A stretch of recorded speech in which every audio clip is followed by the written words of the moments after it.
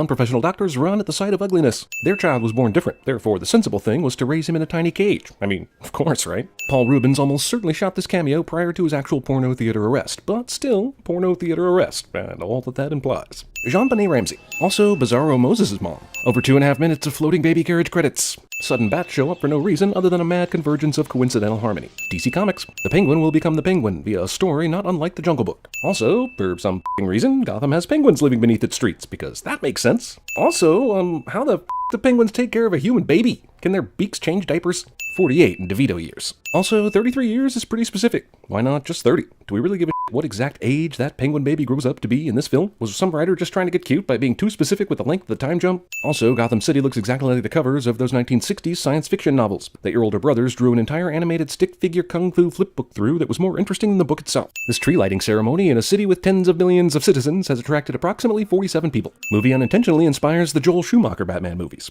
Where the f*** is the sewer the penguin could get this good a look at the Christmas tree? I'll tell you for a fact there isn't one because it looks fake as shit. Also, this movie came out June 19th, 1992. Back then, people craved Christmas movies in the summer. Cosmic Fate allows for this pan-up from the villain straight to Alfred shot. They try to make Michelle Pfeiffer look all frumpy and shit, but it comes off as dishonest as she's all that. What's the point of a giant cat ornament on the side of your building that tells time but has no numbers on it? Hey Bill, what time is it? It's about eyebrow right incisor o'clock?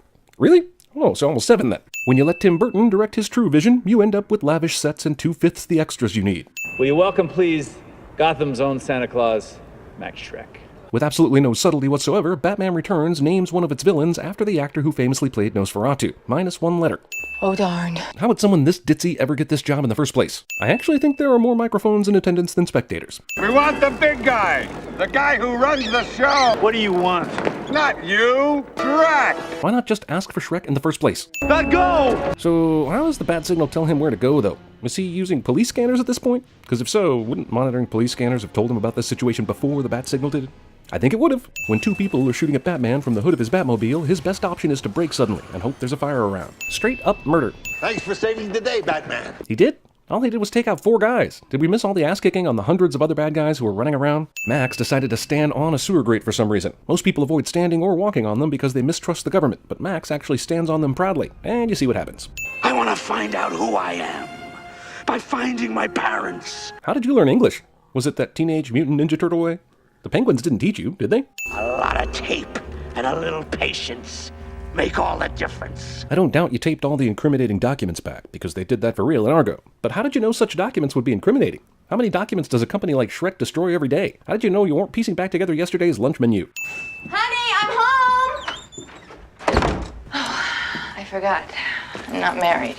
Movie constantly hammers home how pathetic Selina Kyle is, as if the studio head said, no one's gonna believe Michelle Pfeiffer is this much of a loser. She's gonna have to remind everyone in every scene. Then people will believe it. Giving cats milk is a bad idea. If you only remember one thing from this Sins video, I hope it's don't f***ing give milk to cats. Also, this is the apartment of 2s. 2 teapots on the stove, 2 teacups awaiting tea on the counter, 2 toys on the doggy bed, 2 steps to get up to the counter, 2 tomatoes in the window. Where is the second cat already? Selena, about that Christmas getaway we planned? Wait.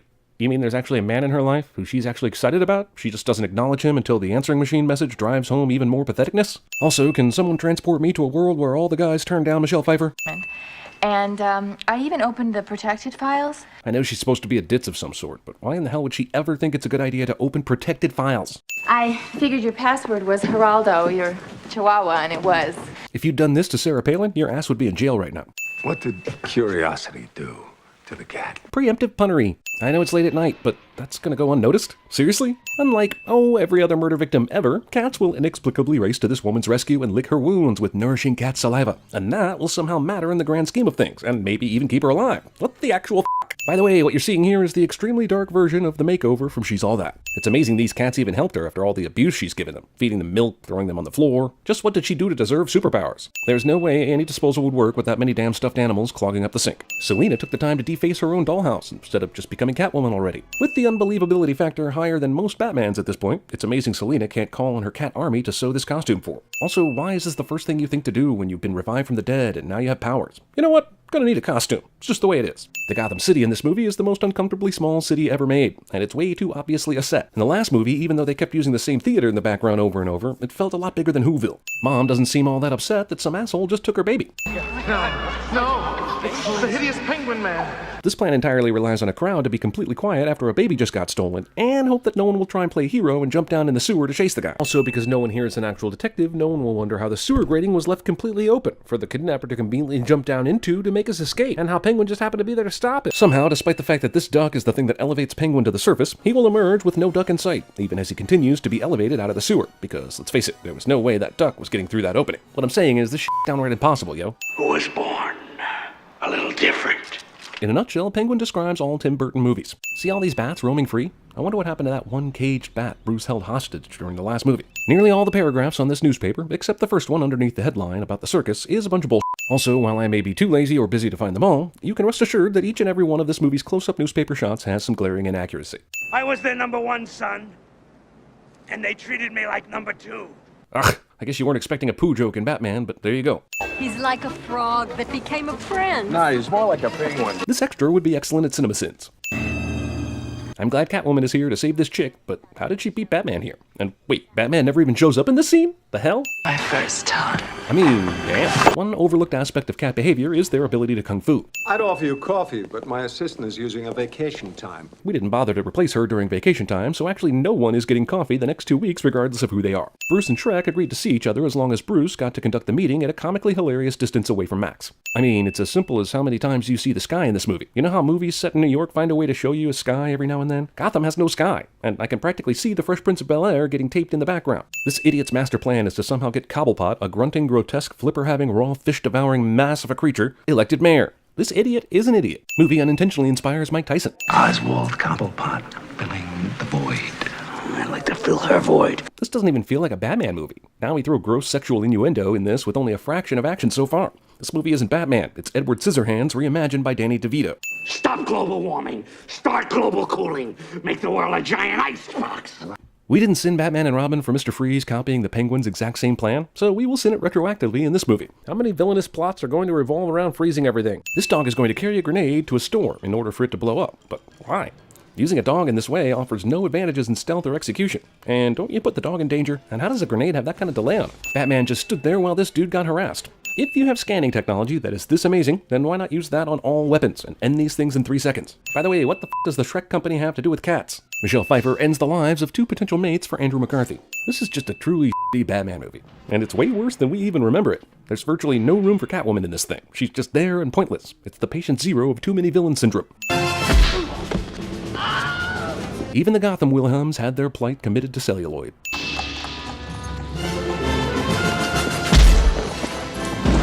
But Batman doesn't kill though, right? I mean, that dude dead. You don't really think you'll win, do you? In a fight between the two of us right now, or in a game of Scrabble? Either way, I think the answer is yes. I saw her first. Gotta fly. Penguin, with absolutely no proof of wrongdoing, makes a villainous exit from the scene for no reason. And he says, I saw her first, like he's gonna chase after Catwoman. But no, he's just gone. This contraption defies all logic. And I mean all logic. What is this f***ery? Batman's climbing a ladder with an obvious steep drop behind him, but he lands on a roof? What the f***ing How could you? I'm a woman. Batman falls for this. Whatever that is throws Catwoman into a thing that was previously nowhere near this whatchamacallit. Now Batman lets go, and he easily lands on something not that far below him. That means the dire situation Batman was in the beginning of the scene wasn't nearly as dire, and he didn't even need to throw that blue glowing thing at Catwoman. And how the f*** did Batman get on this completely other building above Catwoman after falling down another one to save her? I don't know, and you don't either. Quiet, Batman apologist in the back. This makes no sense. It's almost as if you have 9... Oh... Also, wow, what a fortuitous kitty litter truck. Those things drive around 24 hours a day. Just the pussy I've been looking for. Who's responsible for this awful penguin horniness? Why hasn't Shrek bought this guy some hookers yet? Do we really need James Bond double entendres in a Batman movie? We're gonna disassemble his Batmobile and turn it into an H-bomb on wheels. Never mind the specifics of how we'll do that, or how we even got these blueprints in the first place. Just shut up and follow the script, dammit. He'd have even more power as a martyr. What? Yet again, Batman villains don't want to kill Batman because of stupid reasons. Swallowing the bird whole is creepy and effective, but isn't remotely close to what real cats do with real birds. Also, and on the same subject, movie contains no scenes of Catwoman sneaking into her owner's bedroom and dropping off a bird head. First of all, why would you put your TV this close to the goddamn fire? Won't it melt soon? Did the Catwoman even make the news last night? She blew something up, with Batman a block away, mind you, then seduced the Penguin in closed quarters. Why the f*** is she front page news in all the papers? And why the f*** does Gotham have so many goddamn newspapers? Who are you? You mean the guy who's in all the newspapers and all over TV? Oh, nobody. What a world these people live in, where villains can throw a batarang at some random actress, and that makes enough sense to the cops to believe Batman did it. Also, luckily for Catwoman's plan, one of the Penguin's goons kept the batarang he threw at them in the last battle. Otherwise, how the hell are they going to frame Batman for anything? Had one, didn't work. That's pretty much the explanation the movie gives for why Vicky Vale isn't in Batman Returns. But let's face it, the real reason is it's always more entertaining to have some new love interest than to keep the one who was so goddamn special in the last movie. This evidence is purely circumstantial. And by no means should be shown on television for any reason, but it's great for the half-baked villainous plan. Bruce and Selina were just about to have sex on the couch, and Alfred comes wandering out of this room without being called or anything. So how many times has Alfred seen Bruce rogering a lady in the mansion? 52 microphones, but only WXRX was allowed to use a branded mic for this event. Fishing. Also, at what point did the circus gang learn enough about the Batmobile to build a remote that it would obey? Look, just because you show me that they have some ill-gotten blueprints doesn't explain how they built a remote that cracks all the car's security features. Look, I know Penguin wants to make it so that it's easy for Batman to find this actress, but this is still one of the luckiest found a kidnapped person in a huge city moments I've ever seen. Absolutely no one is around to witness this gang f***ing with the Batmobile. It feels like at this point that Batman should know Catwoman is Selina Kyle. Greatest detective in the world, sure, but can't see the uncanny resemblance between alter egos. Batman pushed the princess! Listen here, random in the crowd, you did not see from down here. You see how far up this is and how dark it is? And you're making this casual accusation while the woman is in midair. Mistletoe can be deadly if you eat it. But a kiss can be even deadlier if you mean it. There's no reason for Batman to even bother saying this silly phrase in this situation, other than the scene later when they find out each other's secret identities. Also, after the cops' world record speed in getting to the top of that one building, they apparently lost all ability to track and chase Batman after he fell onto another one. But with the buildings the way they are in this movie, who knows what's possible and what's not. Movie accidentally makes me think this is what kissing is, leading to a world record embarrassing first kiss encounter. Oh yeah, he has wings! Why couldn't he save that girl from falling a minute ago? Or at least try? All that bullshit just happens to wrap up at the exact time Batman's coming back to get his car. I'm still shocked this movie thinks the Batmobile is this easily hackable. Among this movie's many sins, the people of Gotham rallying behind Oswald as a mayoral candidate may be the most egregious. I just don't get the timing of all this.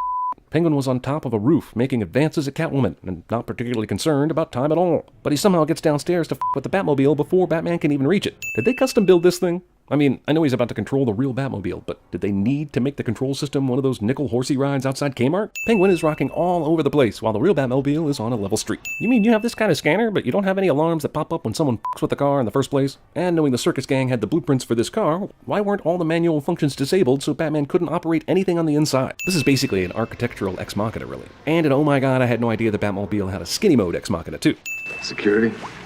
Who let Vicky Vale into the Batcave? Batman would be amazing at CinemaSins. Batman's CD player, of course, has a bat symbol on it, because logos and marketing are important deep down in a secret Batcave. Damn, this crowd brought a lot of lettuce and tomatoes with them to this heretofore pro-Oswald rally. Why is there always someone who brings eggs and tomatoes to a speech? It wasn't just someone, it was everyone.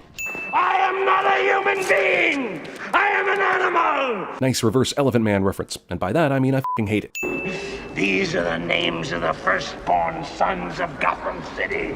This movie is the Moses story, only Moses grows up to be the Pharaoh. I don't know how this religious allegory really fits a comic book sequel with more sexual innuendo than a Russ Meyer film, but whatever, it's art and stuff.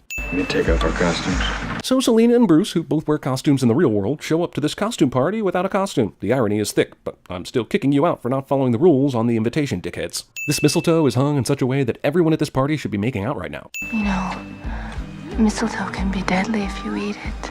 I guess it can be even deadlier. Jesus, Bruce, that's a rookie-ass move, man. Let's go outside.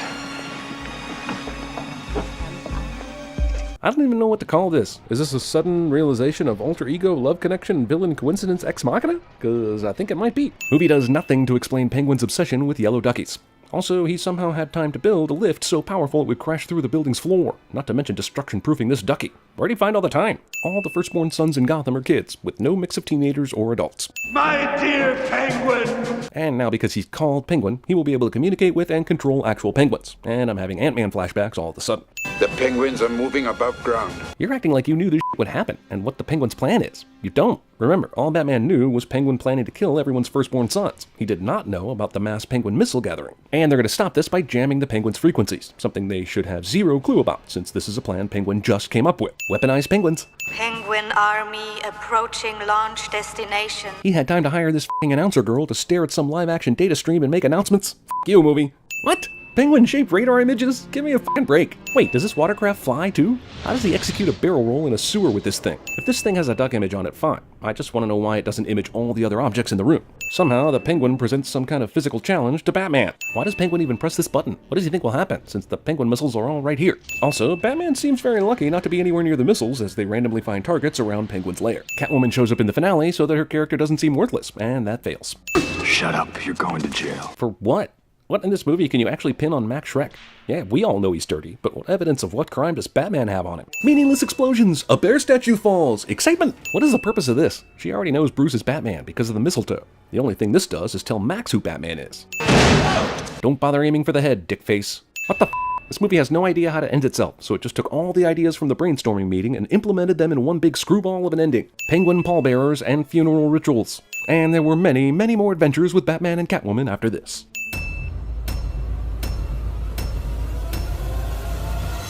Chicks dig the car.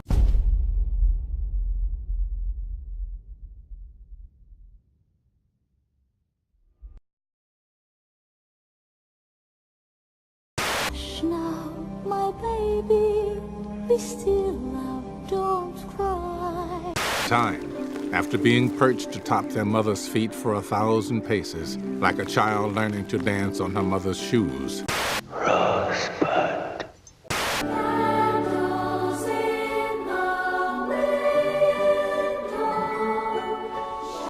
Mistletoe. Now pucker up and kiss it, Whoville! Felt it in my gut. Terrible news, folks. The worst tragedy of our time. This is Halloween, this is Halloween, Halloween, Halloween, Halloween, Halloween. No, please, I can't digest milk. Your sword can stretch as far as you can without injuring yourself. He's a symbol. We don't have to be afraid of scum like you. Yeah, you do, Brian. You really do.